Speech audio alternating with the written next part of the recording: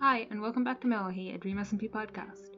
This is episode 32, and today we'll be discussing character analysis, Dream's character, and Tubbo during Nina Lamamberg. As always, we refer to the characters by name and specify when we're talking about the writers, and we try to focus more on analysis. Alright, welcome back. Today we have a guest, and it's actually someone we've talked about on this podcast before. Do you want to introduce yourself? Name and pronouns? I'm Bluebell. She, her is okay. Hi, Bluebell. Hey. Okay, so a few other questions, and I think these are the usual questions we ask guests. Who are your favorite Dream SMP characters? How did you first get into the Dream SMP, and what kind of, if any, fan content do you create? My favorite character is Dream. I got into it kinda like by... It's a pretty funny story because I heard about the Dream speedrunning scandal, so math videos about it, then got sucked into the rabbit hole of Manhunt's compilations, which led me to Dream SMP eventually. And then I was like binging the entire first and second season in 2 months. I don't know if I've known anyone who's ever gotten into Dream because of the whole speedrunning scandal. That's actually kind of interesting. I don't know if I've known anyone who's ever gotten into it that way. That's kind of neat. Yeah, you know what they say, no such thing as bad publicity. True. And yeah, like the final question, just is there any kind of fan content you create that you might want to promote or just talk about? Mainly analysis. I have an analysis side blog where I write essays about all kinds of stuff. Mainly Dream, because Dream just has a lot that goes into his action that isn't really seen easily. So there's a lot to write about and analyze there. Yeah. It's probably like a very good thing that Snowy couldn't make it for this episode, because I've seen how long you two can go on in a Discord channel discussing like some tiny detail of like Dream's character or his plan. And like you see it, and then you come back like 4 hours later, and the conversation's still going on. This would be a very long episode. It sounds like if they were both here. Yeah, it will be. It will be a debate on a single detail. It's so easy to do. Well, yeah, no, it's really easy to do with character Dream though, because he's such a deliberate, planned character for just about like most of the things he does are very, very deliberate on his part. So you have a lot of room to like analyze, well, why do you do these things, whereas like other characters are more impulsive. So and there's also the factor of point of view. Yeah. Because obviously with other characters you get their point of view, you get their mindset, while with Dream's character that's something you sort of have to puzzle out from his actions and what he says. Yeah. And the sort of like detective work of, well, if he thought this, then he wouldn't have done that. And the fact that he did this supports the theory that he thinks that. And you've got to kind of like puzzle out his character from his actions. Yeah, you have to like detective it a lot. But that's kind of what makes him easier in a way. Yeah. Because like when we put him next to someone like character Wilbur, we also need to really do a lot of detective work to figure out what he actually thinks and feels. But character Wilbur is someone who is a lot more emotionally motivated, while Dream is someone who is very logically motivated, and he has like these set ways of doing things, like those set tactics. And because he is so logical, we can basically see, look, hey, what's the optimal way to play this situation? And if it aligns with it, then we can say, okay, that's his goal. Yeah, he's just Then obviously if he does something that seems to go outside of what might be logical, then you have to figure out why he's doing that. Like, does he know something that the audience doesn't know, or is his goal different from what you initially thought it was? Yeah. Like, it's a very safe assumption to think that anytime he's acting like in the optimal way, unless there is like something that really like freaks him out, that gets him out of balance. I definitely think there's like a few key moments where you can tell that he's not acting according to plan, like he has like these emotional outbursts. Yeah. And often they do end up kind of aligning with his plan, but like you can often tell because it is something that disrupts his plan. Like blowing up all of Tommy's stuff at the end of Exile arc. Yeah. And like you can tell because like he comes back very soon after he realizes that he made a mistake. He goes out to find Tommy at Tekker's place. Like you can tell that that was him doing something somewhat impulsively and not realizing the consequences it would have. Yeah. Because he immediately tries to going to fix what the mistake he's just made and get everything back on track for his plan. Mm-hmm. And then he settles on like, well, as long as Tommy's away from the Manberg, everything's gonna go mostly alright. There are like 3 moments mostly where we really see him lose his cool. Like during the spirit speech, during when he blows up Tommy's stuff, and when Techno gets locked in the cell with him. And it's kind of interesting because he always displayed the same kind of reaction of increased aggression and like mostly against mostly in an outside way, but when there was no actual threat and it was Techno getting locked in his cell, he was lashing kinda inwards against himself. I feel like I should add something, but on the other hand, I'm like kind of brain dead right now. Yeah, no, he's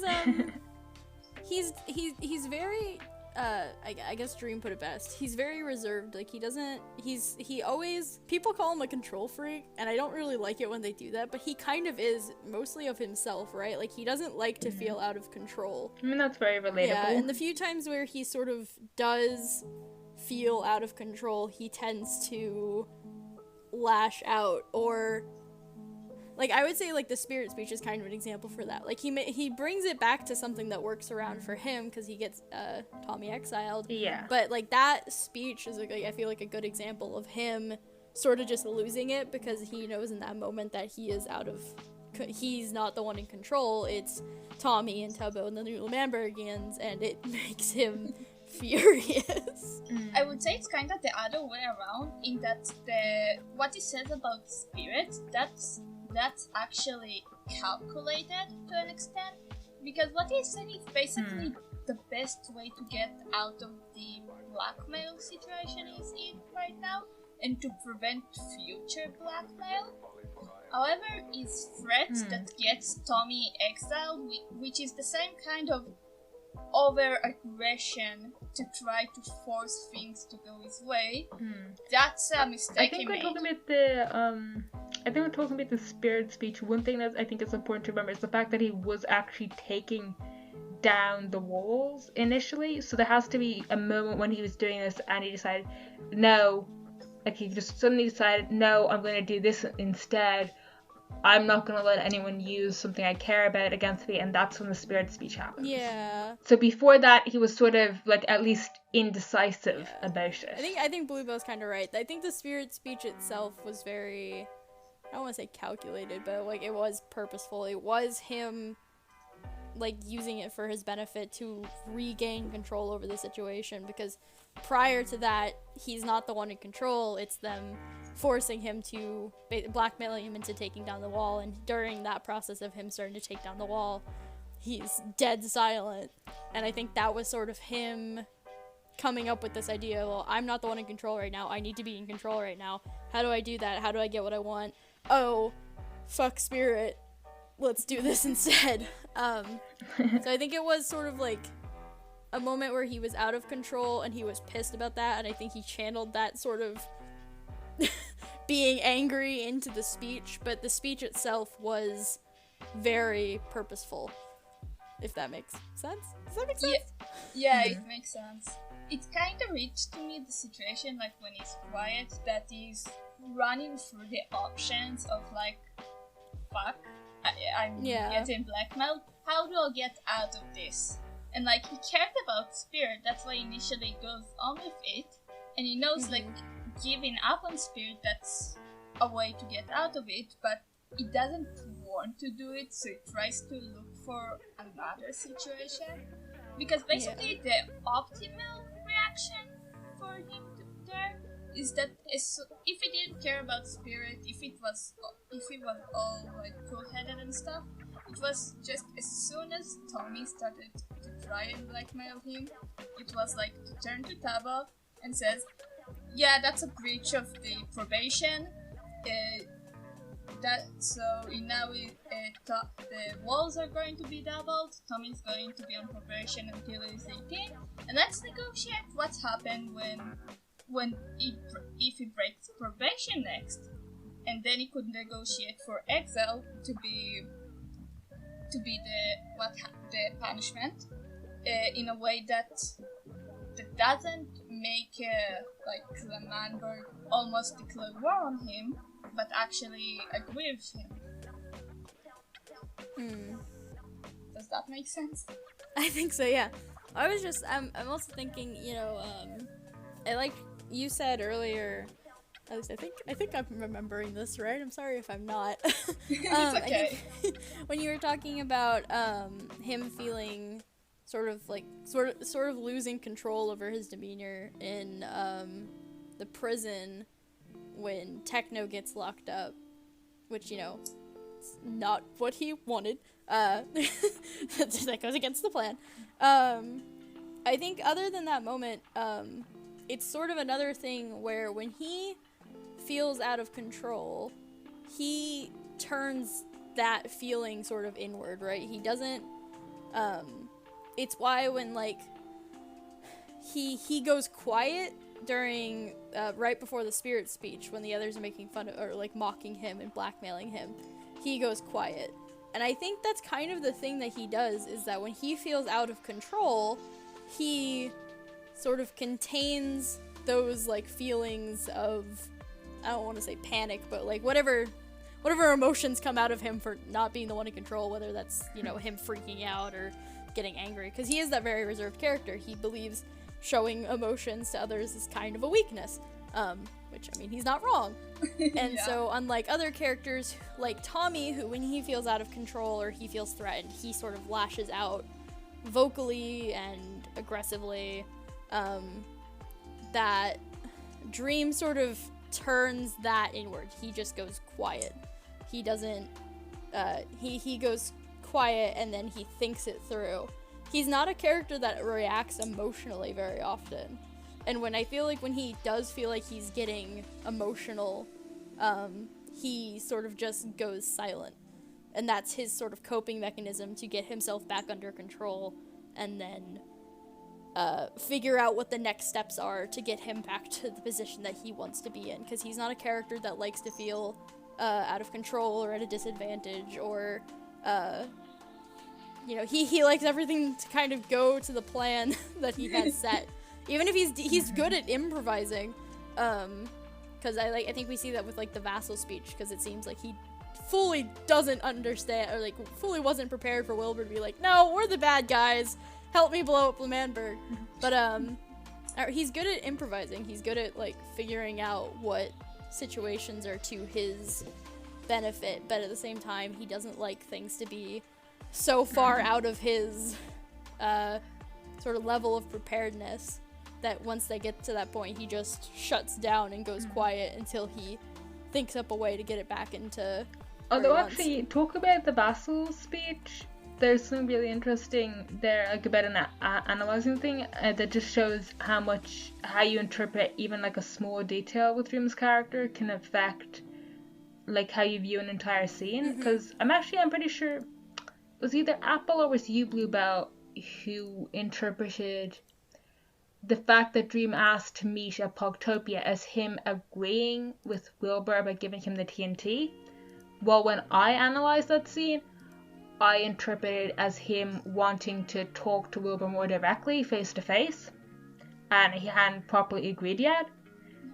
And just from that small difference in interpretation, you have very different interpretations of that scene, where my interpretation was like he wasn't really like on Wilbur's side initially, but then Wilbur basically said that he'd be as bad as Slash if he was returned to power, and would keep trying to expand the Manberg and everything. And that's when Dream decided to help Wilbur, because he wants the Manberg gone, and having the Manberg go back to how it was before Slash would be good for him, and like be an easy way of getting things back peaceful again.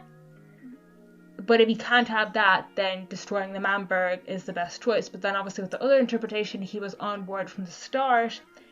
He wants the Manberg destroyed and isn't really thinking about any other options. I think the difference between the interpretations here is actually about Wilbur's threat, and not about what Dream meant when he asked to meet Wilbur. Because, like, in your interpretation, then Wilbur's threat, it had power, it had some level of influence on Dream's choice, right? But in mine and Apple's interpretation, that threat doesn't really have... It's pretty much an empty threat that both Wilbur... Well, I suppose I was interpreting Dream from the perspective of, okay, like, he wants the server to be peaceful, and it was relatively peaceful before the election, so returning it to that state would be helpful, and destroying the Manberg would possibly cause more conflict, so that would be the less optimal option. I always saw it as he doesn't, at least to me, like, he doesn't want Manberg around, and that's why he fought so hard, to stop it from happening in the first place. But after it had already been established, at least from what I know, not a lot of terrible conflict happened when Manberg got established. I don't know if the Manbergians were shitheads I think or there not. was like a civil war at one point, and obviously pet wars and stuff. But those all resolved but largely fairly peacefully. So I always at least interpreted that he doesn't like Manberg, right? But they were better than his expectations for them were, which is why he was letting them exist, and why when he approached Wilbur and Pugtopia, he was like, I'm willing to work with you because I don't trust Schlatt as a leader. But once Wilbur and him had that conversation of Wilbur saying, well, there isn't any going back.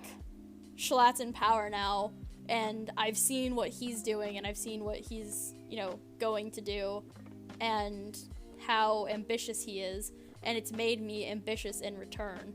And if you put me back in power, then nothing after that will be peaceful, because now I know what I can accomplish. And Dream was like, well, Manberg was the lesser of two evils in my eyes between you and Schlatt, but now you're presenting me a third option of just removing it entirely, which I have no complaints against. So let's do that. Sort of. That was how I saw it. It was like he was, willing to do that before. It was just that he didn't think it was the best idea at the time. And then Wilbur was like, but what if we did, blow it up? And he was like, oh, you know what? Yeah, you know what? I don't have any complaints about that. Sure. So my read of that scene is a bit different. Like, most of the big points are similar. It's more like the thought process behind it that's a bit different. And it actually relies a bit on a moment from Han's behind the scene video of the Independence War, right? Oh, okay. Yeah, which is actually a video that's really, really telling about Dream's mindset, thought process, and stuff in general. So in there, before the war even starts, he says like the guys in Manberg will never give up. So what we're going to do is like give them technical independence, right? Yeah. And like that kind of showcases that his mindset about this is, the best case scenario is Lamanberg is gone, but he doesn't think he will get that. So second best case scenario is having Lamanberg exist, but on Dream's term. That like he gives them their independence on his own grace, basically. Right. And he sends the message that, hey, if you don't toe the line, our group can and will kick your ass. And and that's that pretty much comes through, because you can see in the interaction with Wilbur afterwards that Wilbur really does tries to maintain some diplomatic relation. It's especially obvious in the railway skirmish, for example, where Wilbur tells Tommy off for stealing Dream stuff and trying to blackmail Dream with them in exchange for the disc. So in Poctopia, there is kinda a similar situation where the best case scenario is neither Poctopia nor Menborg exist. But that's probably not going to happen, because it would have to get them both to destroy each other, and that's pretty unlikely unless there's some other circumstance. So second best case scenario is one of them wins, and the other is destroyed. And in that case, it's better for Poctopia to win, because Dream has this kind of agreement with Wilbur, and also he takes advantage of the situation to kind of buy mainly Tommy's trust, and present himself as an ally, which would put him in a great position after all is said and done. And there's also the factor of Technoblade. Yeah. No one wants to fight Technoblade unless you're Quackity, which, I mean, bad idea, but, you know. It's Quackity. They can't all be winners. Yeah. So when the Vassal conversation comes, Dream initially doesn't know where Wilbur is going with this, and he keeps trying to play for his second best strategy of like being on Poctopia's side, presenting himself as an ally, and trying to wipe Menborg. But then Wilbur presented him the like option of, hey, let's wipe both out. And as soon as Dream hears that, he sees like, hey, that's an option that lets me wipe them both out. That's the ideal scenario, and it's a better strategy, or at least a better outcome than the strategy I have running right now. Which is why I'm reading the where do you want me to meet you, as Dream agreeing to that. Oh.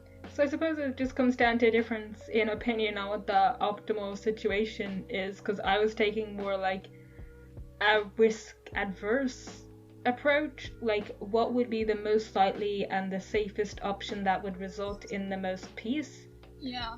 While you're viewing it as more, well, this path is the most risky, but also has a great reward if everything goes right. Yeah. Like, Dream... I'm honestly thinking, yeah, that does kind of track with Dream's plans as a whole, especially the whole stage finale and going to the prison. Yeah. Doing something very risky, but has potentially very high reward. Yeah, he doesn't often take the safest route, does he? He usually goes for whatever he thinks will be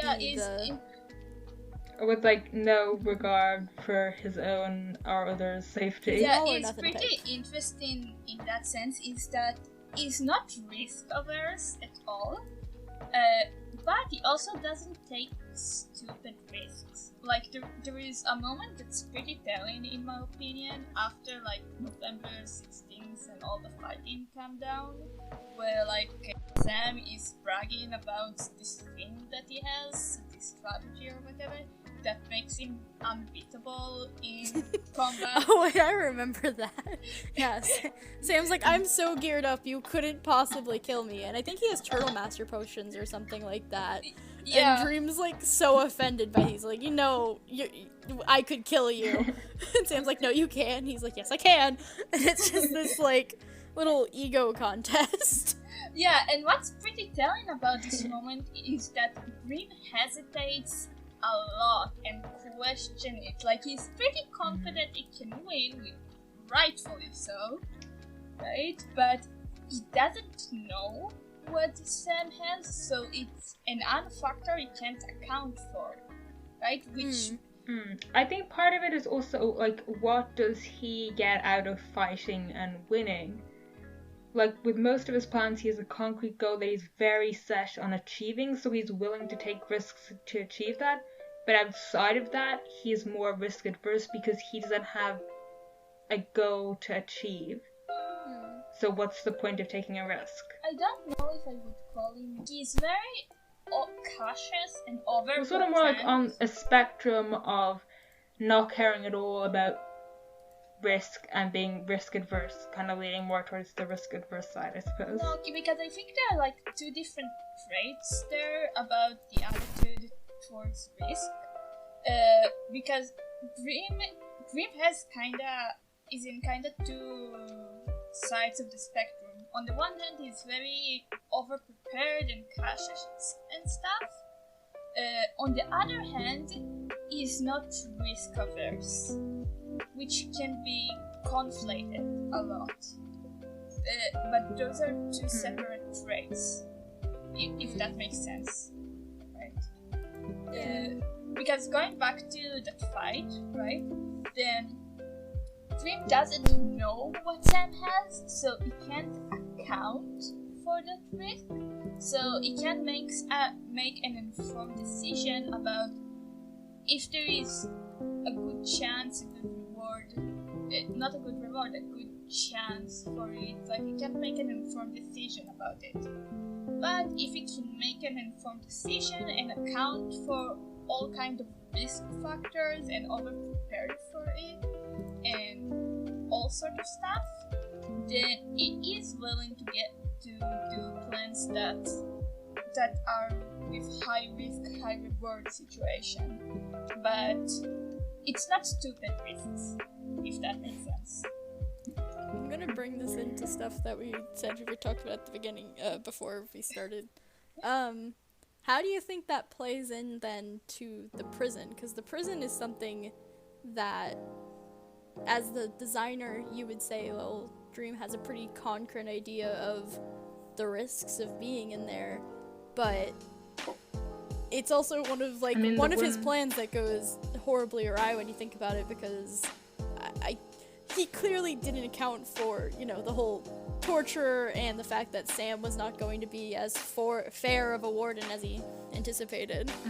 Like, the big flaw of his plan there was the fact that he didn't accurately predict how Sam would act. Yeah. As the warden. Well, he trusted him too much. Well, it's kinda weird, because obviously he didn't account for how long it will be and visit stopping and torture and all that. He didn't account for that. I think the egg is probably also a factor, because as far as we know, he never knew much about that, so he wouldn't be able to predict how it would affect Sam and possibly influence his decisions regarding the prison. I just think it's interesting that, like, the staged finale is by far one of his biggest risks, right? It's like one of the most situations that he has the least control over, and he tries to establish the most control over it as he possibly can, but it's also one of the only times that I think we see his whole risk versus reward sort of mentality go wrong. Like, most of the time he's very good at assessing what the actual risks that he is taking are before he sets on a plan and what the rewards are, but we don't know what the rewards from it were, and the risk he took clearly went beyond what I think he predicted for, so...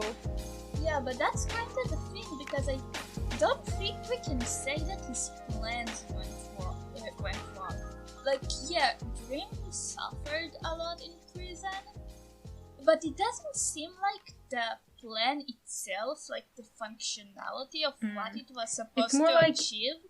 It's more like the plan took a detour Yeah. down, like, a poorly paved road, Not even but that. he got to the destination in the end. Not Yeah. even that, because from what we can gather, it seems like Ranbu was probably plan A for Escape, which didn't work, but then it went to Techno as the Escape plan B, which worked well. And like, we don't know what the prison was supposed to accomplish in its plan, Yeah.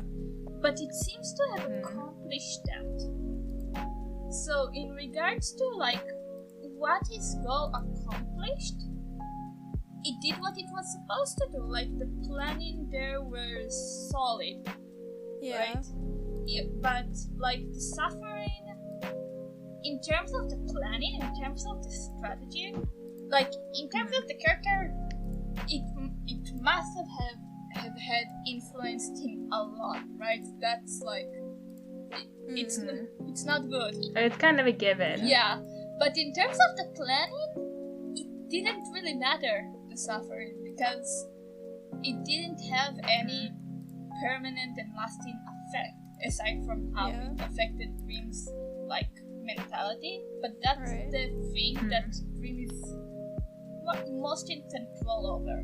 Like, not in full control, but he's most in control about. Although it's actually like this tying into the whole control thing, and people have pointed out the fact that after he got out of the prison, when he was going around and intimidating people, he ended up like repeating stuff that Kwakashi and Sam said to him, like echoing what they said.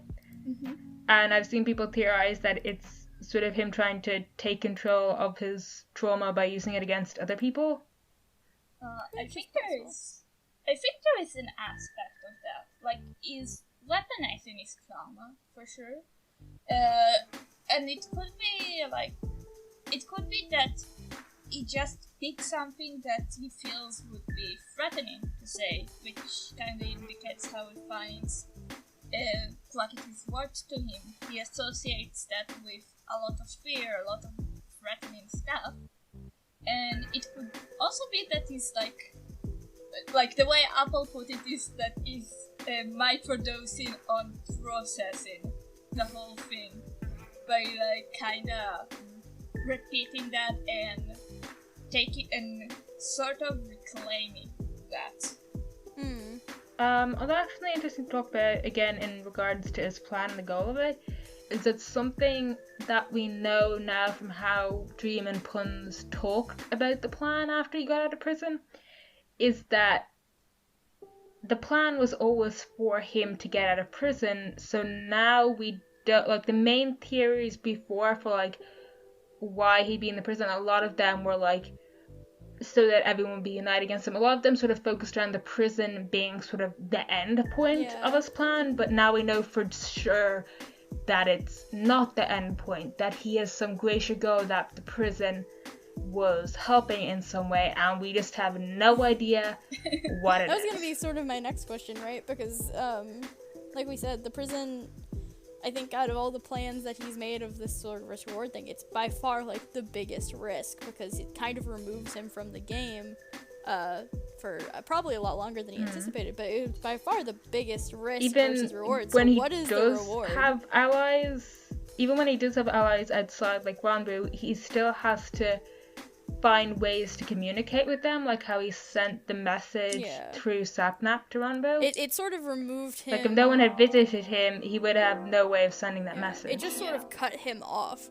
So what is the possible reward there? Like, I think that's the big question everyone's been left with. Even like everyone that didn't know about it and genuinely believed or that the finale was real versus people who believe staged finale is, what is the point?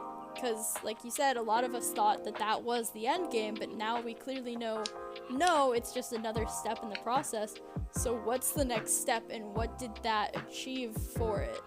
Especially considering how big of a risk it was. Like, what could he not achieve without having that happen? Like, what reward did that bring to his plan, and that's kind of I think what everyone wants to know, because like the stage finale being confirmed is like a huge thing. I mean, like there's nothing like significant that we can get from. I think we can get from the direct aftermath of him breaking out of prison that we've seen so far. Yeah. That's like associated with him breaking out of prison, although that might change in the future. Well, Right, So the way probably not something connected to that. No, the way Dream's planning style works is that, like, once he escaped prison, like, that achieved whatever it was supposed to achieve, is now in, like, a new stage of his plan, and is acting towards a different sub-goal of his. So that's, like, separate and disconnected, which means that, like, all the clues we have about Somehow I feel like maybe the prison could have been something, maybe to try and buy time for something. That's... Well, the thing about Dreams... Or like distracting people from whatever part of the plan his allies might have been taking out, especially if the stone theory is true. Like, if people think he's stuck in prison, they're not going to think that he's associated with any of that, like, and they might start thinking of that if he was out and that weird stuff was happening. So it might have been almost a distraction. I can't believe the stone theory is coming back. That's so funny to me. Well, God, it's the the stone one... It's not even the stone theory. It could be just whatever his plan is. It's the one who Because we know that created the definitely stone these like theory. Ender Walking Rambu has been working on stuff. Like, as the one who created the stone theory, I'm very glad it's coming back. Oh man, the stone theory is such a... But I think that's definitely like a plausible theory, that the idea was to sort of distract people, to make people think he was defeated, so that the rest of his plan that his allies were carrying out, whatever that was, stone theory or not, could carry out uninterrupted. That doesn't really fit in my mind, because, like, Dream's goals always have three distinct traits. His goals are specific. They're never a spectrum. It's either achieved or it's not achieved. L'Manberg is either blown up or it's not. The TNT machines are ready or they are not. But he has Right? he has had like long running plans specifically for the goal of achieving something, like trying to get the discs. So it wouldn't be that out of character to have a plan that's purpose is to acquire what he needs. Not really, because, like, let me just finish the thought, right? Because it would help. Because his plans always have like three traits. They're specific in the binary of done or not.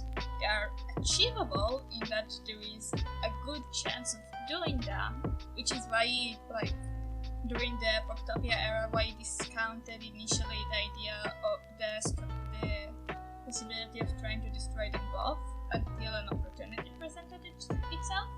And they are decisive, which means they either achieve something which can't be easily undone, or they give him a distinct advantage, right? And like, the prison serving as a distraction doesn't fit those goals, right? The way Dream's planning style goes, being in the prison gave him some kind of advantage that he couldn't have gotten. And Do you have any theories yourself for what that Yeah, I edge was could gonna be? ask the same thing. Like, I know he just got out, so like, and we haven't seen too much of him. I think the last time anyone saw him, he was on Aaron's stream for like a very short amount of time, running around the main area. But I mean, we didn't get any conversation out of that. Oh my god, dog. Except that We do know that he's gearing up from that because he's got shiny boots again.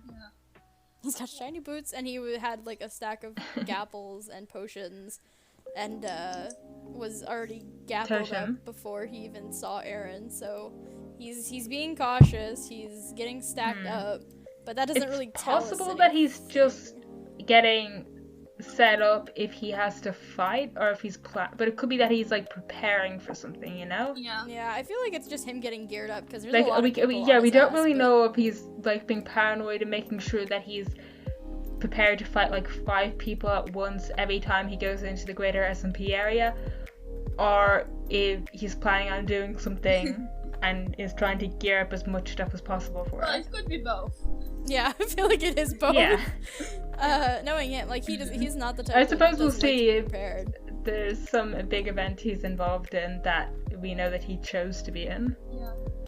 Well, if we go back to what the prison was for, well, there are kind of two things in that. I think that overall, the direction we should be thinking is like supernatural, and probably most likely related to the Revive book, which means also probably related to like Dream XD or the egg in some kind of way, right? Yeah, there's definitely something up with Dream XD, because I do remember that Dream originally said that he wasn't planning on doing any lore with XD, but now he's been showing up a bunch and we've been finding out a bunch about the character. And we know that he was going so to presumably do stuff with Dream changed his mind and decided to write stuff Yeah. based around Dream XD. Yeah, I think Dream XD is really the direction that we should look about his like big goal with the plan. Especially because like the Maybe first... part of the plan is trying to find the other book, Maybe. because if he found the revival book and that was something useful to him, he might have also at the same time learned about the other book. That's possible, because like the first time we can track Dream acting towards like his goal of getting locked up was on November 18th, which is like 2 days after the whole Portopia Manberg war.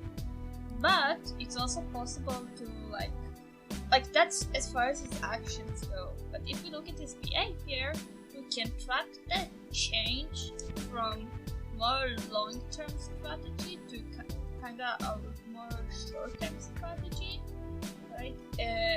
As far back as November 5th, which is when he switched sides to be on Schlatt's side. And there are like a lot of inconsistencies in his deal with Schlatt that keep coming back even like midway into season 3, so it can't be explained by like a change of writers and stuff. And it's all very weird there. The point where he got the revival book is definitely like one of the most important parts of his character, because it was like a very big shift in his character, and I really hope that we get a stream from his perspective that includes flashbacks. That we see that part, that we see what happened and how he got the book. That would be amazing. Dream lore, but last we heard That about would it, be he really said, insightful. How he got it, him making the decision to swap sides. It would definitely give a lot of insight into his character. I think the last Also, time we heard about especially a if lore it's from his video, perspective. though, he was talking like a Discord podcast or something. He said, I'm lazy, so if it happens, it'd be like a 1 to 2 minute like video I put up somewhere. And I was just like, please, you promised us a whole No, video. I thought... Okay, no, wait, I think what he actually said was something along the lines of he does want to work on it, but he might release like a short, almost like a teaser video for it. Maybe? Like just a few minutes, and then see how people react to that, and if there's a good, presumably like if there's a really good reaction, then he'll be more motivated to work on a full lore stream. Maybe. I just remember like the last thing he said is like, I was working on it, but I've been kind of lazy and then about the audio it. got and then, corrupted. yeah. So we had to start I over. was like, I don't know, we keep hearing like, Come on, Dream. When Sam's audio got corrupted, he spent like 15 hours dubbing it I all. think there's just, I don't know, he's been, there's like been like back and forth comments from him being like, well, I was really like excited for it, but then the audio got corrupted, so I lost passion for it. But then I got passionate about it again, and then the last time I heard about it, he was like, well, maybe I'll do, like, a short thing. And I was just like, Dream, please. I just want to know what the heck your character's That's thinking. what ADHD is like. It's just something, anything, please. We just need more clues. Like, the best we can get so far is that the lockdown was a big part of it, right? Because Ranwood did it after they cut off contact, after they couldn't communicate, which means it was part of the original plan, right? Honestly, one of the main reasons I want to see a Dream War stream, ideally with flashbacks, is just to know what's up with Ender Smile. Yes! Yeah, that's fair. Please! That's a very fair question. I don't... Because that seems like one of the most likely ways that we'd get it. Yeah.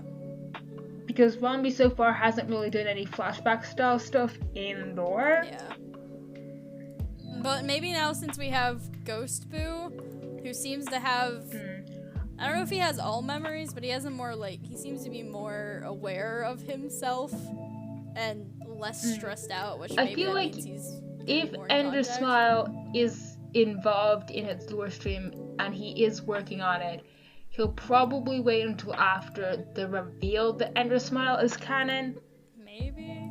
to like release it and then have something like it's revealed, people react, and then you get this video that includes explanations to why it's a thing. Oh yeah, I don't think he would... In the form of flashbacks. I don't think he'd ever... I don't think Dream would ever reveal that, like, in a video that he made. So I think that would only get revealed on, like, a Rambo stream, because we all know how he feels. And then about have making sure they Dream get views. Stream provide more context. Yeah, Yeah. at best. I don't know. Yeah, it's kinda... Like, Ender Smile is kinda interesting as a reveal because, like, we had the Sam's lore where we showed, like, his perspective of the prison breakout a few days before, and something really interesting is how his, like, lore really skirted around why he had Ranbu locked up, which seems to really imply, as well as him, like, taking Ranbu as a hostage specifically against Dream and arresting him out of nowhere, that he I discovered wonder Ender Smile for if some he reason. found out that Ranbu was the one who set off the explosives on the prison just by figuring it out, or if something else happened that gave him a clue that Ranbu was somehow involved with Dream, Yeah, like the timing or of it is if he weird. just chose it. Well, nah, because he definitely said, like, I know you've done something Yeah, no, I mean, to Ranbu, so it wouldn't be just it's probably not just because he knows that Techno is friends with Ranbu. Yeah, I don't know if that would... I don't I think think that's that'd still be a it. possibility, but it seems unlikely to me because just from a storytelling perspective, it's way more interesting if it's because he found out something about his relationship with Dream. Yeah, Yeah. plus the whole holding Ranbu hostage to get Dream to stop.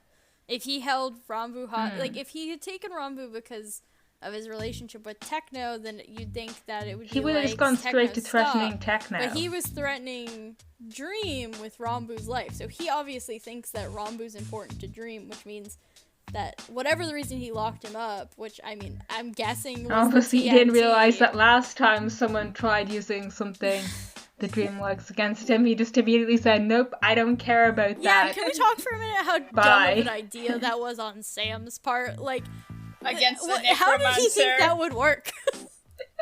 It's like, Sam, I think buddy. one part of Sam's character is that he does tend to make very bad decisions that in the moment he thinks are very does. good ones. He doesn't deal well with stress. No, he really doesn't. It just, like, of all the Like, things... he has his plans, right? And they seem logical, but he always misses, like, some vital piece that means the whole thing gets messed up. It is curious, though, to think that in Sam's... Like, a lot of his stuff, it seems that they work on paper but not in practice, essentially. Yeah. I think it is interesting to think of how Sam must think of Dream if he thought that threatening Ranbu would stop him, because I think most other characters in the SMP at this point, at least ones who have been, like, heavily tied to the prison arc, like, you know, like Quackity or like like Tommy, all have this very sort of clear idea that, you know, Dream doesn't give a fuck about anyone but himself. That's their sort of opinion on him. And you'd think Sam would have some of a... Considering how much Sam seems to despise Dream, at the same time although as he might be thinking a bit more in a very sort of like practical way of, if Ranbu is Dream's ally, someone who helps him, and he doesn't have many of those around, getting rid of him will harm Dream, even if it's not emotionally, from like a more strategic point of view. Yeah, I don't know. That's the interesting thing. Is like, did Sam threaten Ranbu because he thought it was of a strategic value, or did he think that, you know, Dream, the character that most other characters seem to think doesn't give a fuck about anyone but himself, including his best friends, or former best friends, I should say, think that he doesn't care about anyone but himself. So, I don't know, I'd be really interested just to hear character Sam's sort of perception of Dream, because at times he seems to think that he's like the worst person on Earth, and then other times he seems to think of him in a very, like, human term, and it's very odd, because, like, we know that, like, character... You know what would be an interesting way to...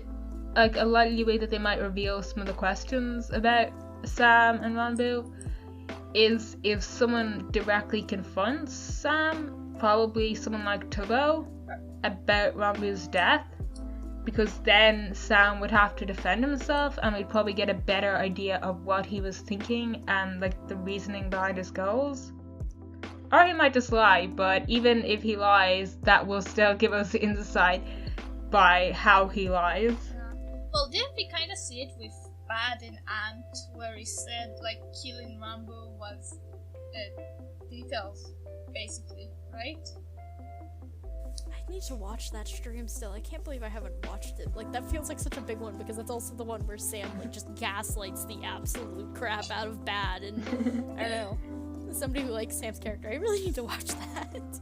But yeah, no, does he talk to them about Ranbu? Like, I think Ant and Bad, like, talk about it briefly, like, why was Ranbu there?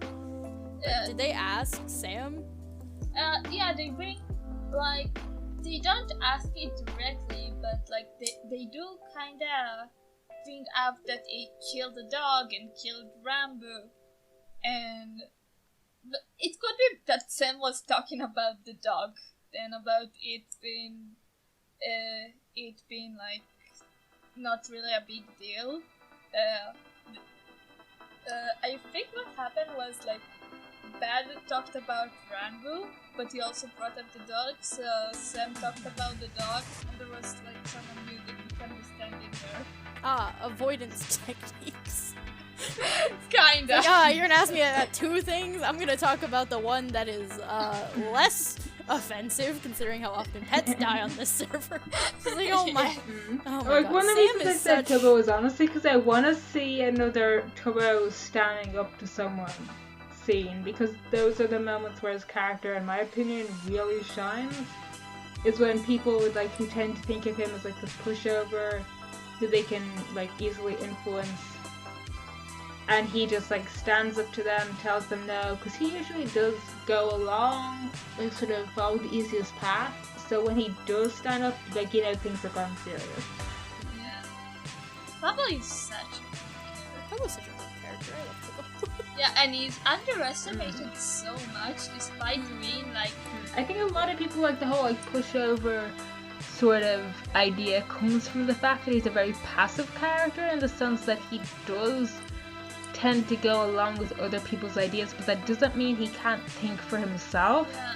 It just means, like, if he sees someone else have a good idea and he agrees with it, he'll be like, yeah, that sounds good, instead of trying to come up with his own plan. Yeah, because, like, the plan's good, why come up with a different one? Yeah, he's also not really a pushover in the sense of, like, being pressured and stuff. Like, contrasting with Ranbu being pressured into stuff versus Tabo.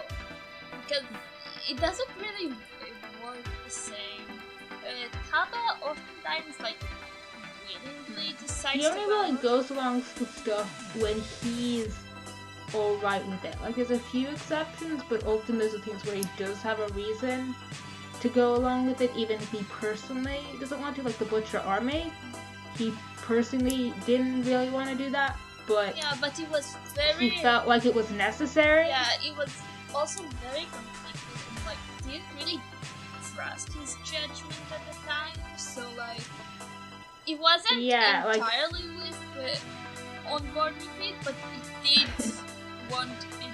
think that yes, we should do that, we should go along with it. Yeah, in that part of like Neil Bamberg, there was definitely like a lot of people like guilt tripping him and comparing him to Schlatt to try and get him to do what they wanted instead of what he wanted. I think at that point there was just by a making lot of that his judgment. It was a lot of like self-doubt on his part because he had been for most of the beginning of that administration, he had been kind of like talked over and sort of ignored by everyone else being like, no, this is what we're gonna do.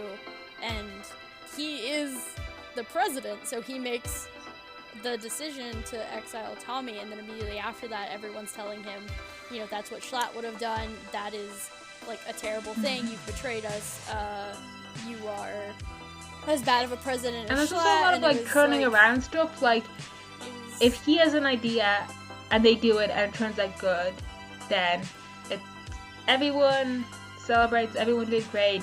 If people tell him to do something and he does it and it ends up bad, then he's the one to blame. Yeah. It was also, it was a lot of pressure, but it was like a lot of self-doubt and then a lot of pressure on his part. And with, you know, Quackity and Fundy, you know, sort of backing each other up on everything. President Turbo, like, he makes me sad. Yeah. I know. I think a big part why they managed to pressure him so much, because usually Tabo doesn't really get pressure, he just goes with malicious compliance about this stuff, which is hilarious, right? Is because he himself, like, doubted his judgment after exile, like, rationally, and Taba is the only rational player other than Dream on the server. So, like, rationally... Yeah, he's definitely, like, he's very logical in his decisions. Yeah, so, in you, rationally, exile was, like, the best outcome for them, right? Otherwise, they would go to a war with Dream that they would lose, and they would exile Tommy as a surrender condition, and it would be the exact same, only they lose more. Yeah. Right? But it's still not a good decision in the sense that it gives a good outcome. It's a shitty decision either way. It just chose the less shitty one. Yeah, it's the lesser of two evils. It was... He sort of... He's very much a real... I think that's one of the things, like, I think he's one of the characters that's very similar to Dream in the way that he thinks, in that... I think like Exile was like a situation where people expected him to create like a perfect solution that couldn't really exist. Yeah. And he almost did! It's not possible. Like, he almost did! He almost clutched the entire situation with, like, managing to do the probation stuff, right? Yeah. And getting it through. It's just that, and that's, like, genuinely impressive. And then the rest of the cabinet decided to go with blackmail. Yeah, it's just, like, he had the unfortunate luck to go, to try to to have Tommy on his side, who, like, wasn't really in the best mental headspace at the time, and, like, just not the best at this stuff, to say the least. And also to go up against Dream, who is just a more experienced rational player. Like, Tabo is clever and he's smart and he's logical, but he doesn't have a lot of experience. Yeah.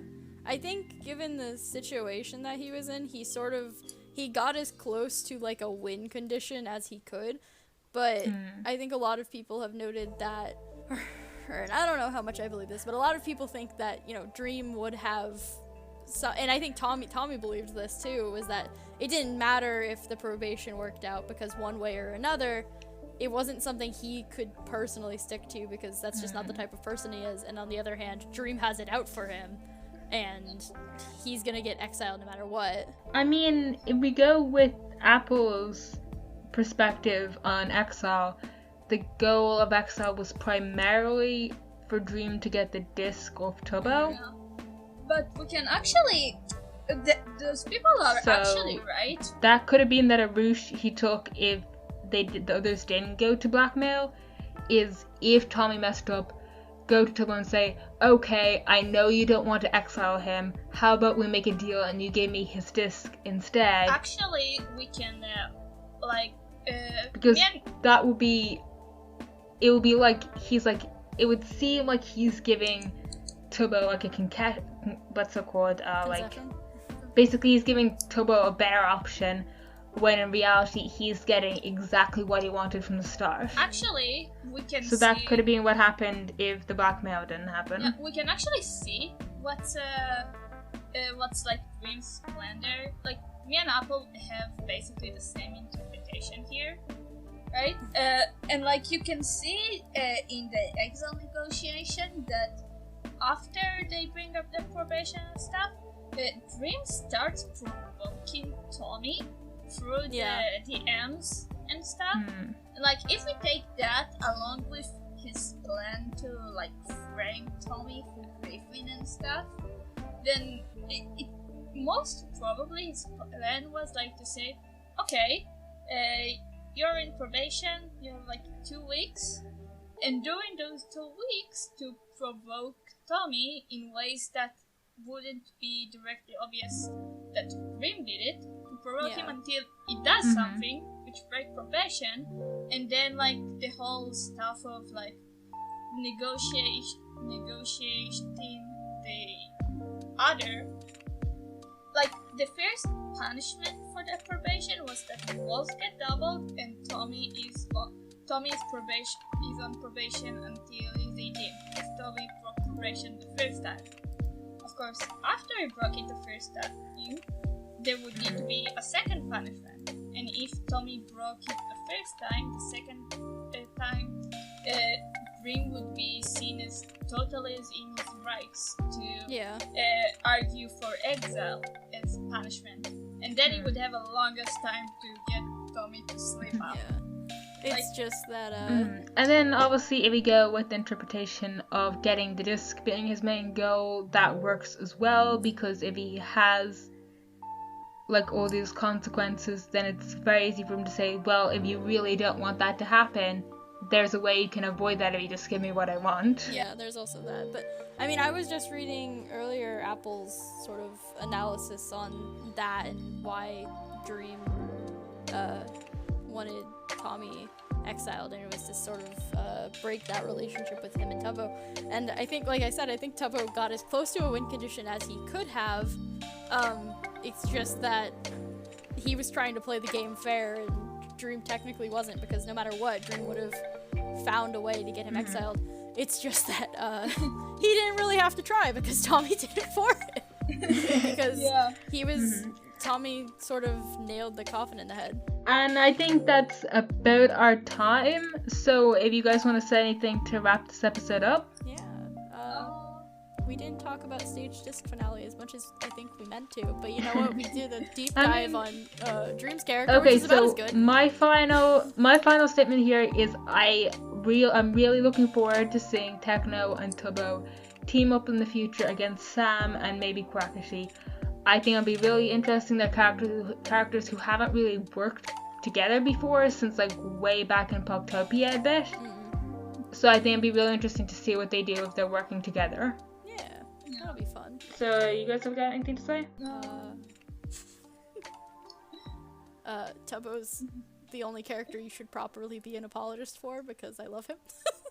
He's a good child. He's a good kid, damn it. All the war crimes were in fact other people's fault. Exactly. He didn't want to do them. Tubbo He was has never manipulated, done anything okay? wrong, and if he did, it wasn't his fault. Tubbo is the only competent person in Slamanburg, so you're justified being an apologist for him. Tubbo's the only, like, not, like... Oh man, I could rant forever about Tubbo. I love that kid. What a good character. Yeah.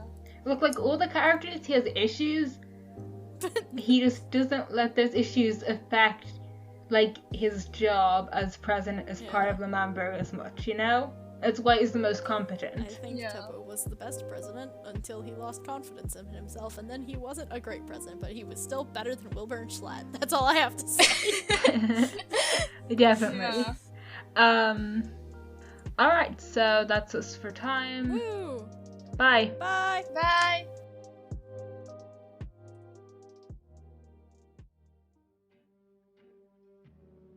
Well, thanks for listening to the 32nd episode of Mellohi, and we hope you enjoyed it. If there's any topic you'd like to hear us discuss, feel free to leave a comment or find us on Twitter at Mellohi Podcast, where you can also ask us questions or just get updates about new episodes. We also have a Discord server that you can find a link to in the description. See you next time!